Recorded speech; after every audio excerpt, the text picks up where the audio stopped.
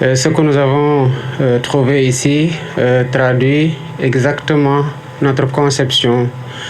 de l'amélioration du cadre des investissements de façon concrète. Au-delà des codes qui sont en train d'être réformés, au-delà du cadre normatif et institutionnel, voilà un cadre physique qui traduit cette vision que nous avons de mettre les entreprises dans des conditions qui leur permettent de performer et de grandir. Mais surtout, de saisir tout le potentiel de la Casamance de façon générale, pour ce qui est du volet production et transformation.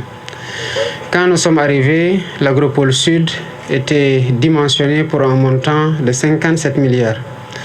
mais essentiellement dans les infrastructures de stockage et de transformation.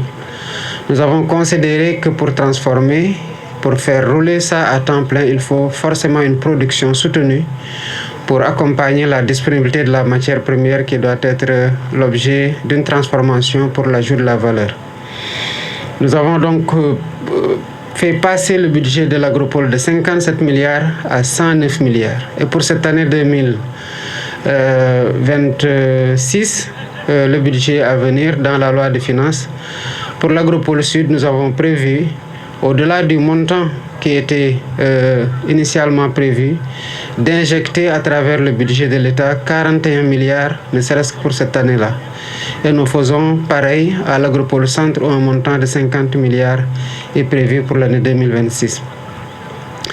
Il reste maintenant aux entreprises de saisir cette opportunité et de considérer que les conditions étant remplies sur le plan des infrastructures, sur le plan du cadre qui a excellemment été bien conçu, où vous avez un cadre de travail, vous avez un cadre social avec des infrastructures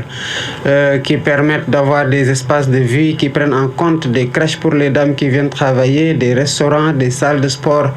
des salles, des lieux de culte et j'en passe, de venir s'implanter ici et de profiter de tout le potentiel qu'il y a en Casamance qui sera davantage boosté par les investissements qui vont être faits dans la production. C'est vraiment un modèle à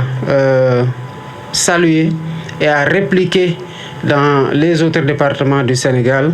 pour que l'ensemble du pays puisse vivre au rythme de la souveraineté alimentaire, de la production agro-industrielle et surtout de la transformation de nos produits qui jusque-là, pour l'essentiel, étaient exportés bruts. Dans l'Agropole Sud, nous avons une ambition de transformation de 60% de la production. Pas de la production actuelle, mais de la production qui sera augmentée forcément par les investissements qui sont faits dans cette étape de promotion du potentiel agro-industriel de la Casamance de façon générale.